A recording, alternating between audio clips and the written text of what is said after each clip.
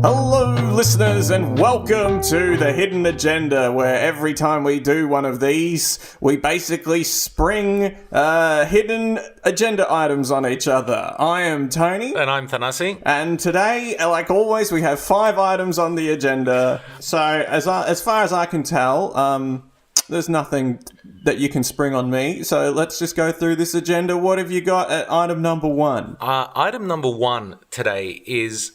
I have found, and this is another toilet-related one. Yeah, these are good. Is it actually impossible to, like, the social anxiety that is felt when you come out of a bathroom and there is even a single drip of liquid, not necessarily pee, a single drip of liquid on the front of your pants as a guy. Just that feeling of being absolutely mortified. You know, you walk through and you're like, you're putting your hands over yourself and shit. They're going to think I pissed myself. You know, it could have just been, 9 times out of 10, it's splashback from the sink when you're washing your hands. Yeah. And the worst one is when you, like, clap your hands together, like, well, your hands come together in such a way that it just squirts water all down your front. I've done it sometimes where, because I've got the foam soap. Yeah. And I clap, and then the foam just goes all over you. Yep. I've got soap all over me. I'm like, oh, this is not going to look good. This is unideal. Yeah, you seem to have a lot of anxiety about the toilet and... Bathrooms are just the worst, though. Like, if I could have... Because for me, my rule is, in general, I avoid public bathrooms at all costs. Like, I will leave somewhere to come home to use the bathroom if that's practical. Well, that is not practical because you live in the middle of nowhere. Nowhere is near a bathroom. Yeah, I know, it's the fucking worst. But, like, you know, if I'm close to the time where I would probably be leaving anyway, I'll just leave early. Right. To go and use. Hold on for the next hour and a half for you to return to your... Yeah, you know what? I have been places where I've been that far away from home. Right. Given how far away I live from the city. For context, we're in Melbourne. But, Well, barely. Piss off, Tony. This, for context, this is recorded at Thanasi's house as well. Yeah. And it's a long way from Melbourne's city. Yeah. Yes. But no, it's piss dribbles. Or supposed piss dribbles. That's kind of the issue today. The other thing I don't have this anxiety, but I have when you flush the toilet and a bit of the toilet flushed water pops up onto the lip. Yeah, onto the seat, and I go like, should I wipe that off? You should. Is the next person going to think I pissed on the seat? Well, the thing is, right, you probably wouldn't if there was nobody else, if you couldn't hear anyone else coming into or out of the bathroom. Like, if you knew you were alone, you'd probably just be like, whatever. But, yeah, if particularly if you hear someone walking in at the moment you're supposed to be walking in, wipe that shit up, because that's the worst. I would hate to think that somebody thought I pissed on the seat and left it. Right, yeah. Well, but no, I mean, the amount of times where I've walked out of a bathroom and I'm just walking back to my desk if it's at work or anything like that, even in, like, broad public, like, even if I've gone to the bathroom in a shopping centre or something, I'll walk out with, like, you know, my hands sort of tastefully arranged in front of me so that you can... as tasteful as it can be, you know, I'm not, like, grabbing my crotch or anything, but, you know, you kind of cross your arms in front of you, yeah. So rather than people going, oh, look at that tiny little droplet of any kind of liquid, they're going, look at that tasteful arrange of hands in front of this man's crotch. Yes. You'd rather that. Well, I mean, I suppose you could argue that it actually draws attention to the problem. You could, yeah. And I suppose I probably wouldn't do it if it was a tiny amount, but, like, if there was a significant amount, then, yeah, I would. Do you know what else is hard? Is now with all, I don't know, those Dyson things are becoming more... yeah. You can't dry... Your clothes. Like, the turd turbines. You can't chuck your groin in a one of those... It's almost like a shredder. You're shredding your hand. Yeah. You can't put it in the slot. It's very difficult. I hate those things. I've got a friend that has ranted about these for, like, entire minutes. I mean, you think how angry could you possibly be about these? He calls them turd turbines, right? I actually really like them. I guess I probably wasn't a germaphobe as such, but I was always a little bit compulsive about washing my hands and just generally not... When I first saw one of those, the first thought that I had is I saw someone stick their hands and I thought whatever was on that person's hands is now all over the room and all over me. That was the first thing I thought. And that's true for the old style ones with just the one vent that blows towards the floor, but these things blow fucking air out all over the place. I'm all for these new Dyson air blades or whatever they call them. The other problem is, as someone who is a little bit obsessive, for me, I always try to put my hands in such that the air doesn't blow them into contact with either side of the machine. So I'm trying to get my hands in through the air without the air pushing my hands to touch. So this is almost machine. like one of those games where you got to get the metal ring around. Exactly. Where you have to you go to Science Works and there's a little robot that does it and you're supposed to race it to the end. Yeah. This is this shit for me every time because I can't, because I know that, because you're supposed to change that filter and I fucking know that building management have never changed the goddamn filter in that thing. So what would make the hand dryer better is if you did touch the side, a little noise went every... No, if you did touch the side, then a massive blast of UV radiation came out to kill the 1 billion germs you just got. Because the thought of touching the side of one of those things just fucking kills me. Right. I think my problem with modern society is bathrooms. Does the vacuum trigger you? Everything, just loud noises, high-pitched noises. Right. I hate it. Right. I think as a society, as a whole... As a society in the West, we've got bathrooms wrong. I haven't been to Japan, but I've been told by several reliable sources that the Japanese take a completely different approach to bathrooms and that in general, even public bathrooms are always extremely clean and generally very sort of hygienic. All right? Whereas, they've got those space toilets. Yeah. Yeah. I want space toilets. Well, you could probably buy. There's a bar in Brisbane that has a space toilet. And what is it? What does the bidet? It's got the whole Rocket Man seat, with all the buttons and shit, and the dryer and everything. Yeah. But see, something will happen. Like you'll have to update the firmware of the toilet or something weird like that, and it'll just become another headache. The toilet just becomes another thing on the Internet of Things. Yeah. I don't know if we need that. Well, why I want Wi-Fi on my toilet? You want what?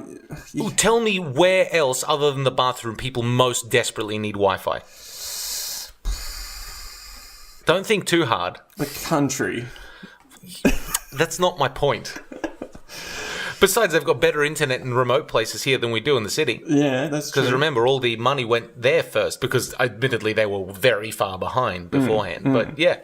Well, look, I don't know. Country sorted. Wi-Fi and toilets. I reckon that's about all that needs to be said on that. That's all that needs to be said? It's possibly a little too much been said on that. Well, I quite like that. I thought that was... yeah, that wasn't bad. Yeah. All right, Here. Here. So, Thanasi. Yeah. I don't know. You're probably like me in a lot of ways. Yes. Whenever I'm in a tall building or in a plane... Yeah. And I look down at the ground and you see cars and people moving around... It changes my entire perspective on things. Yes. And I think like because on the ground, you're walking around, you're focused on your own problems, but up in the sky, you're sort of like, wow, things are bigger than just you. Yeah, you start to get a sense of your... Well, I personally feel when I look down from a plane or something or a tall building and I see how small everything is, I start to realize how insignificant I am. Yeah. In the grand scheme of things, yeah. So now what I've started doing is when I'm on the ground, I take the time to look up at tall buildings and planes and think, you're not so hot shit yourself, Because we forget to do that when we're on the ground. We do forget to do that. But these assholes are just in tall... We're not looking up going, you're not as cool as you think you are, you know? Exactly. Yeah. Being in a plane isn't that cool. I mean, it's a thing that people have been doing regularly for the last, 80 years. Exactly. Yeah. Being at the top of the Rialto or, that's not... Makes you no more significant than you were on the bottom. And then, that's what I've started doing now, is just taking the time out of my day to look up and think, you're not so crash hot. Yeah, no, I agree with that. I mean, I should start doing that. Well, because, like you said, if you're like me, you look down from a plane or a tall building or something like that, or even worse, when you watch a documentary like a Cosmos or something like that, and it starts on like, an ant and it zooms out to the universe. And, I mean, to me, that... If you're not careful, that could trigger an existential crisis. I mean, I could be sitting there like, having a bad day, and then I watch something like that, and suddenly I just go, well, what's the fucking point anymore, right? Doing the opposite of looking up and going, yeah, well, buddy, you're just as small as I am. Yeah. You're just way up there. The only difference is you're higher up than I am. You paid $20 to take a long elevator ride. If anything, you're worse than I am because you paid money to be up there, yeah. Exactly. You'll be down here with me... Soon enough. Soon enough. Yeah. Yeah, well, that's the reverse existential crisis. That's saying, like, not only am I insignificant, but so is everybody else. Yeah. Yeah. That's a reverse existential. That's like The reverse existential crisis. that's essentialism. The stenchal crisis. No, existential comes from exist. But yeah, no, it is. It's grounding yourself in reality and saying that those guys up there are just the same shit as I am. The problem is, it is harder to see the people. Sometimes I don't know whether I'm just talking or thinking to no one. I look up at a tall building, I can't see anyone it's there. very likely there's someone in there, but you could be talking or thinking at nobody. I guess the next step now is when I'm in the tall buildings to think to myself, some people down there will be looking at me, and I have to now think back to them. I am better than you because I am up here. That's right. I've just put myself in like a thought arms race. You have, yeah. At this point, you're just going like, you're not better than me, and he's going like, oh, look how small you are, and you're like, yeah, you're just as small as I am. You're just all the way up there, and she's like, yeah, but you're not up here, and I paid money to be up here. I've got money, and you don't. You're just like, well, I could be up there, buddy, but yeah, I don't need that to feel big. And then and then he turns around and goes, well, I guess you got me there, and he jumps off the building. Yeah. There you go. That's how you win. Oh no, I don't want to do that. No, you don't. No. But yeah, mate, do you reckon ants do that? Because we all sort of look down on ants. Do you think they're sort of looking at us going, so what? You walk around, I can lift 2 times my own weight or whatever it is. 10 or whatever it is. 10, yeah. I think ants are mostly just running in terror from us, honestly, mostly. I don't think they spend too much time having existential crises. Right. I suspect an ant doesn't have that level of brain power. No, you're probably right. Yeah. Can you imagine what a human looks like to an ant, though? Well, I can imagine a human, and I can imagine a very big human. So I'm going to say yes. Yeah, exactly. So can you just, if you saw, let's say tomorrow you're walking down the street and you see someone that is relative to the size of a human to an ant, bigger than you. Yes. What would your first reaction be? I would look at them and go, you're not so crash high. Just because you're really, really big, your problems are no better than my problems. I'm just as important as you are, you piece of shit. I suspect I would probably turn and run as fast as possible, not realizing that one of his paces is 10,000 of mine, but yeah. Right. Well, I guess that's the difference between you and I. I reckon that if we ever put that to the test, you wouldn't come up to exactly as strong as response as you just claimed to. No, you're probably right. Yeah, I don't think anybody would deal well with seeing someone, orders of magnitude larger than them that could step on them and kill them like that, right? No, you're probably right. I reckon that would go badly for people. But there you go. Yeah. Any other thoughts to add on that? No, that's it. A nice, quick, short one? Nice, quick, shorty. Here. There's something I've been wanting to talk about for a while, and this is going to make me sound like a curmudgeon. This is going to make me sound like an old man. Has that not already been established? Oh, absolutely. Everything I bring... See, because for me, it seems like this is less of a hidden agenda and more the things that annoy me. Right. There's always been pop music, right? Pop music just means popular music, of course. And that has, you get all these kids that go, music in the 70s was better. It wasn't, right? Pop music was just as rote and cookie cutter then as it is now. It was, right? I mean, if you go back and listen to the most popular music from those time periods without the rose-tinted glasses, right? Without the nostalgia goggles, or without because, for example, we might have grown up and our parents were listening to a lot of pop from the 70s and the 80s, and we've come to like that because we heard it a lot as kids. But if you just actually drill into it, the music isn't all that more creative or anything like that. The problem I have isn't that pop music is any more or less creative or rote or cookie cutter than it ever has been, because it is just a product. It's just that there was a point in time, right up until I want to say the mid to late 90s, where pop music was very subtle. You could listen to a song from a 90s pop band, something like Barbie Girl or something like that, right? Yes. There's a lot of sexual undertone there, but it's sort of well concealed within quite happy lyrics and all this kind of thing. And you listen to it as a 5-year-old or a 10-year-old, and you're just like, oh, it's this fun song. You listen to it as a 15 or an 18-year-old, and you go like, oh, okay, there's something there, kind of thing. In the same way that there's a lot of innuendo hidden in old Disney movies and stuff like that, right? So that the adults have something to watch too. Mm-hmm. These days, that modicum of decency has gone completely out the window. Yeah. I can't handle it. But I can't handle it. Like, you know, on one hand, don't shield these kids from the realities of the world, but on the other hand, Jesus Christ, you know? yes, the thing is, this isn't music. This is everything. Well, everything, yeah. Yeah. It is getting into a lot of other things as well. It was brought to my attention yesterday that there is a show on Channel 10. I think it was Channel 10. I could that, but it's on at 10 o'clock called Dating Naked. At 10 o'clock in the morning? No, at night. In the evening, yeah. Which isn't that late. No, that's outside prime time, though. Where yeah. they basically show naked women from the waist down. They're naked. Yeah. The top half covered. Yeah. And the guy has to look at these naked, bottomless women and decide which one he's going to eliminate.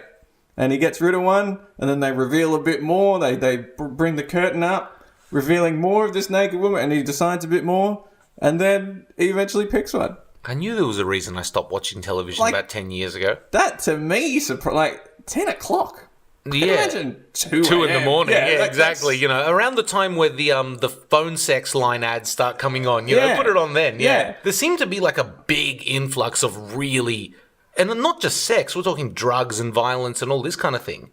Themes in songs, explicitly, not implicitly, suddenly became a thing through the 2000s. Well, it's all money, isn't it? It's sold. So well, sure, but why is that selling? Like, where have we failed such that content is selling?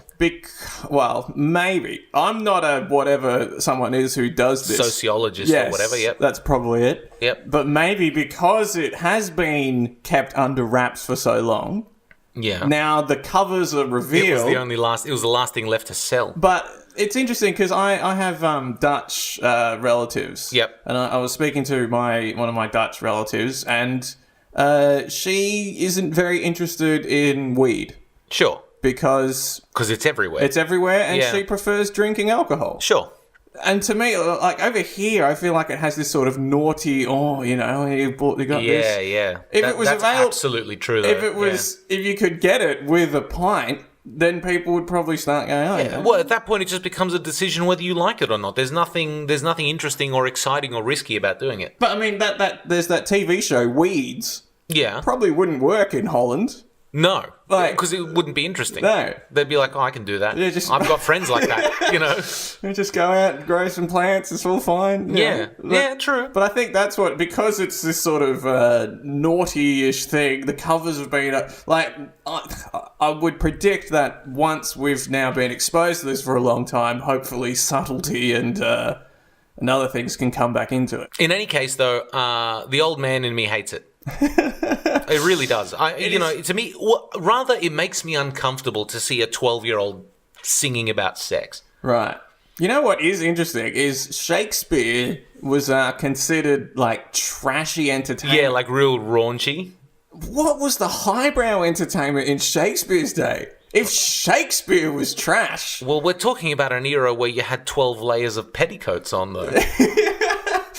Yeah. Can you imagine a sex scene in a theatre? You'd spend half an hour undressing. Yeah, you would. Yeah. And it would also, back in Shakespeare's day, be between two men. Yeah, it would. Because women were not allowed to act. Women were not allowed to act. Wait, was it even then? Yeah, in Shakespeare's time, yep. They were not allowed to act. Because I know that was the case in ancient Greece. Oh, but that was obviously far further back than Shakespeare, yeah. But I think, I don't know. I think if I had to put my finger on it, society's relaxing about some of these taboos, and there's just this vacuum now. Like, well, let's get some content out. What's going to be next? What's going to be next? I think 10 years from now at 10 o'clock on Channel 10, we'll see people full on getting it on. Yeah, just straight up. Yeah. You think it's just going to be fuck it, like pornography and television one and the same? Yep. Yeah. I mean, that's if television exists in 10 years. If we're already at a state where you could now just sort of window shop and comment and say, oh, that's a nice looking vagina. But that vagina, and no you way. Put that on television. And that's on television. Would you ever agree to participate in such a farce? People, I wouldn't. Yeah, if you're asking me. I'm asking you. No. Yeah. No, I wouldn't. And how could anybody? That's the thing that kills me. Like, this man agreed to get on national television and do that to women. Aren't we supposed to be getting better at shit like that? But maybe maybe in a way that is better. It isn't, though, is it? But maybe, because maybe it's breaking down, it's opening up. No, it's not. It's not, because you're telling me there's a curtain that goes up from the ankles and starts going upwards, and this person's eliminating these women, these human people, right, based on what he sees from the ground up in succession. If that's not objectifying, I don't know what is. It absolutely is, and I should clarify that may be a symptom of things getting better. That in itself, I don't think, is an example of betterness. Yeah, right. But that might be as things improve and we get more open. We're going to make some mistakes along the way. And yes, more rights come out and there's more equality. Okay.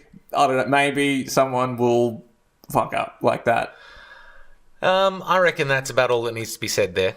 All right. To be honest with you. Here. So... Okay. Fourth item on the agenda. The fourth. Artificial intelligence. Yep. Seems like every day now there's an article. Which jobs is artificial intelligence going to take? Yes. And it lists jobs. Sure. The job I'm really worried about. Okay. Is the job of figuring out which jobs artificial intelligence is going to take. And what happens when computers become better at predicting the jobs that computers will take than people? There'll be, I don't know, 5, whoever writes these articles, they'll be out of work. Yes, they will. But that must be a scary day for them as well, where they're sitting down, all right, it's time to work out which job the computers are going to take next. Oh my God, it's our job. Like that. How do you come up with this shit? I swear to God. Well, it's just thoughts I have. Yeah, I mean, there's a lot to be said about artificial intelligence in general, but that's not one of the things I ever would have thought of. Well, eventually, at some point, the computer is going to be a better predictor than the analysts. Sure, that's true. I think the only job AIs probably won't take over is the people that program AIs. Because they're not going to let that happen, are they? Well, but do they... Unless it just gets away from them. Yeah. It becomes too clever for its own good. Can they stop it? But the other thing, because I don't know at what point, that'll happen at some point in the future where the AI will go, yes, we're now better at parkour. And the next thing we'll take is puppetry. And then, the humans will go, we didn't work that one out. The AI is better than us. Oh, God. It's like that company, Boston Dynamics. They've got a robot now that can sort of do parkour, right? Yeah. You're wading into dangerous fucking territory here. You've taught this thing to open doors. You've taught it to jump over chest-high obstacles. We're getting to 10, 20 years away from Terminators. But can it handle logical paradoxes? That's our saving grace. Is that how we're going to get them? Yes. Well, yeah, yep. Does the set of all sets contain itself? That's a good logical paradox. Mm. Yeah. Well, I just kind of ignore it. That's my defense mechanism. Well, don't we do that with most paradoxes? Probably, yeah. Yeah. But the other thing is, it's going to create an interesting power, because Google's AI has defeated Go. It's better at Go. Yeah, than people, yeah. StarCraft, it's coming after them next. Are they working on a StarCraft bot? They're working on a StarCraft bot. Yeah. I like the idea that, puppetry is the last thing. And there's just puppeteers walking around the street top shit. I'm the only one with a job, motherfuckers. I've got puppets. Then all of a sudden the AI swoops in. Yeah, but just that last bit before it does that would be an interesting world where puppeteers are eating big steak dinners while, getting paid millions of dollars to do their job. Look, the computer can't puppeteer yet. You'll have to do. Oh, I want $1 million.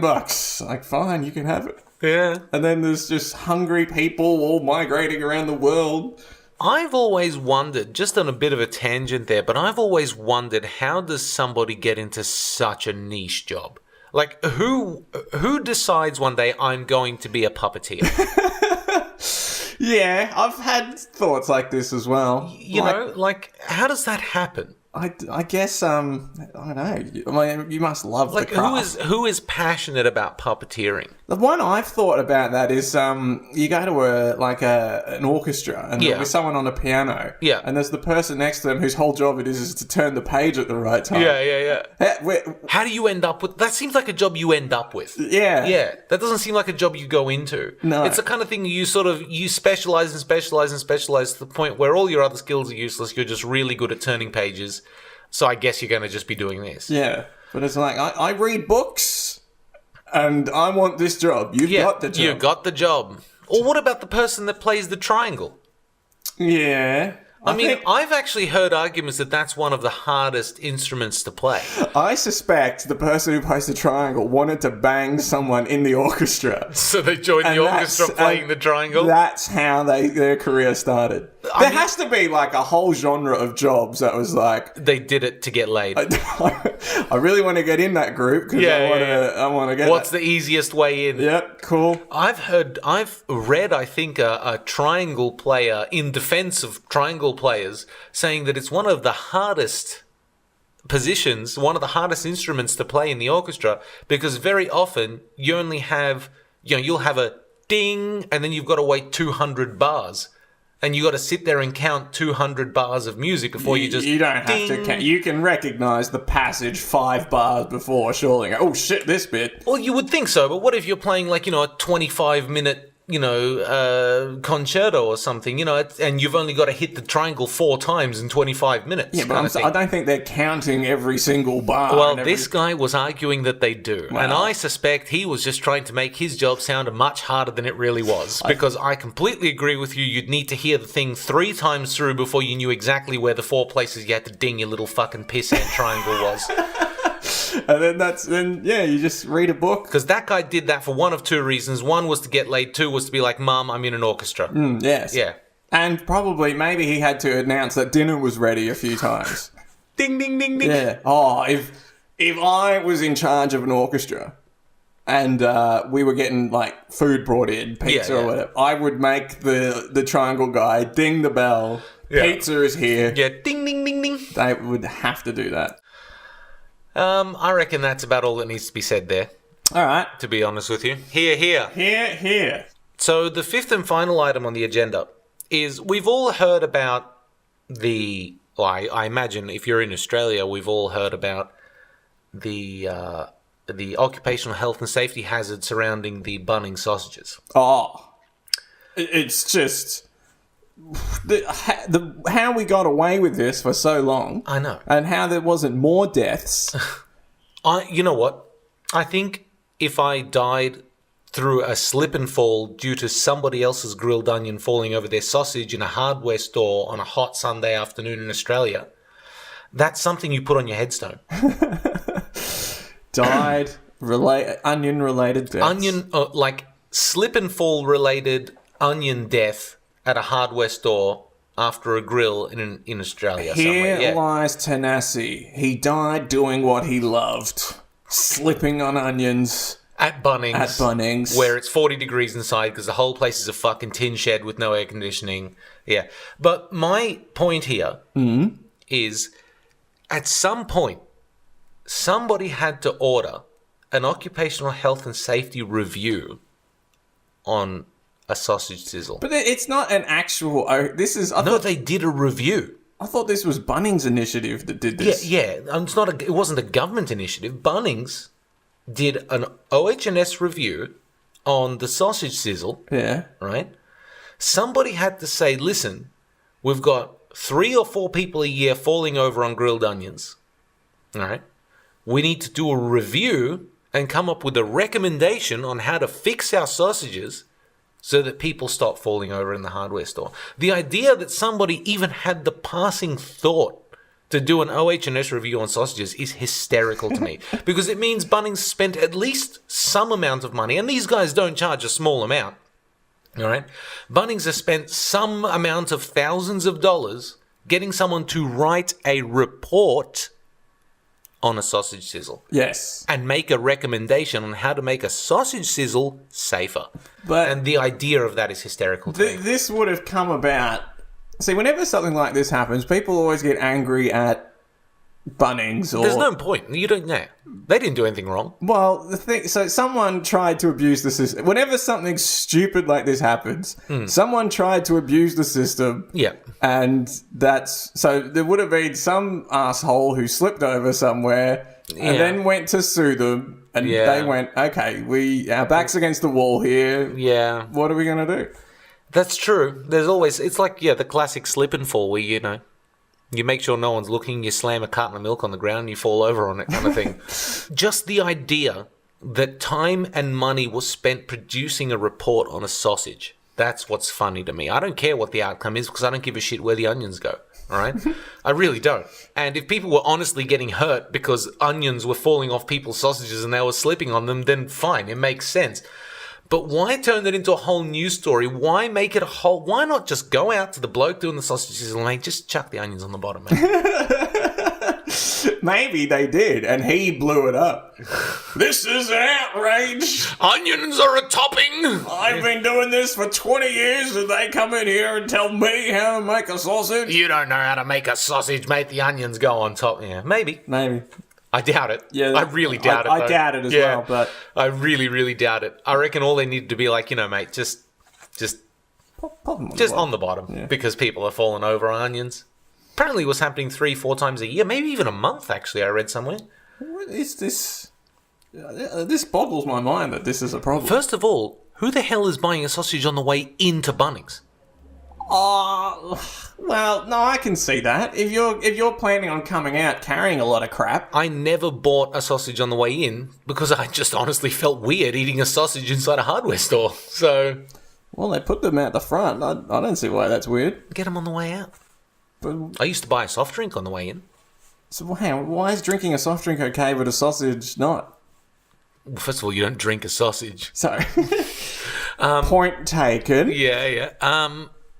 I don't know. Eating is different to drinking. Drinking is much more socially acceptable in weird places.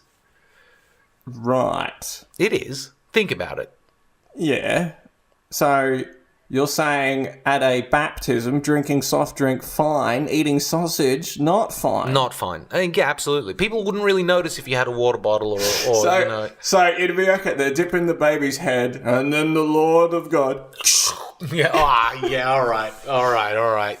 And then the Lord God blesses it. Glug, glug, glug, glug. Keep knocking the bloody You keep slamming into the microphone. Yes. Yeah. No. And do you take Mary to be your lawfully beloved wife? I do. Thanasi's calling cards. Just... Cans opening. He was a good husband. Look, I'm not saying you wouldn't walk in there with a fucking esky full of soft drinks and crack one that but if you walked in with a soft drink or a bottle of water, people probably wouldn't notice. I'm not walking in with an esky and cracking one every time something in the ceremony's getting a bit boring. I'm just like, oh fuck, I'm getting bored, No. But I tell you what, people would sure as shit notice if you walked in eating a dirty sausage sizzle. Am I late for the baptism? Yeah, nah. Put it this way, maybe both aren't acceptable, but a sausage is far more egregious. Right, well, look, I'll have to take that. I don't think I can get a better outcome. No. And I reckon that's probably all that needs to be said on that. There's not too much more. Just the idea that somebody paid money to do a review and there exists out there in the world. We live in a world where thousands of dollars are spent producing a report on a piece of bread with a sausage and some onions on it. It's $1,000 to prevent further money being spent on lawsuits. Like, I don't think it's not as stupid as it initially seems. Yeah. It's probably a very calculated... Yes, it is. I'm not saying it was wrong or unnecessary or they shouldn't have done it. I just think it's hysterical that it even exists. Yes. Yeah. Yes, you're right. Yeah, I mean, I can't... When I read that article, I was just like, wow, fucking, you gotta be shitting me, right? I mean, all you had to do was go and tell the bloke, but apparently you had to spend thousands of dollars writing a report. It's the report part. I've written reports in my life, Tony, and they've all been, you know what, maybe not about important things, but they were certainly not about things as insignificant as a fucking sausage at Bunnings, right? Well, they take their sausages very seriously. I once wrote a report on the effects of giving giving myself 400 milligrams of caffeine and whether that made me be able to run further on a treadmill. I nearly killed myself doing it, and it was probably a useless report. Point is, that was science, and where the sausages go on where the onions go on a sausage, that's not science. No. Putting them on the bottom is fucking un-Australian. No, but if you did say, we posit that sausage onions on the bottom, now it's science. Well, if you did a scientific method, if you wrote a hypothesis that said if the sausages were on the bottom, we'd have a 100% reduction in onion-related slip and falls inside Bunnings Warehouse, then I'm in. Right. You got to write a methodology, you got to write an introduction. Can you imagine writing the literature review for a fucking OH&S survey on sausages?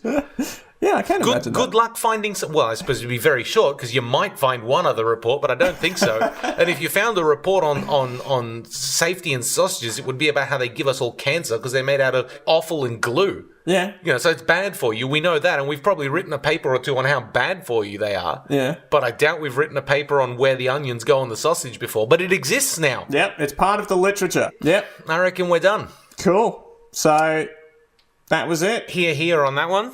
I don't think we've got any other business, because we still haven't published any of these. Yep. So that'll be false by the time you hear this one. It will be false.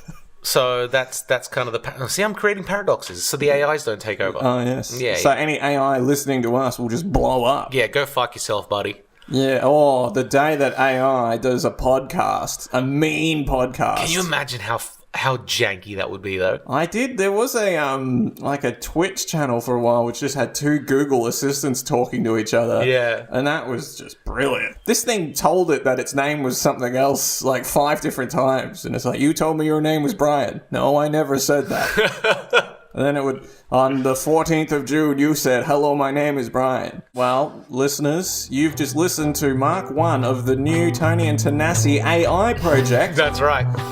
This is what AI conversations will probably sound like. Yeah. Yeah, we do think a bit like that, don't we? Get used to it. Get used to it. Anyway, I'm Thanasi. I'm Tony. Thanks for listening. Ciao. Bye-bye.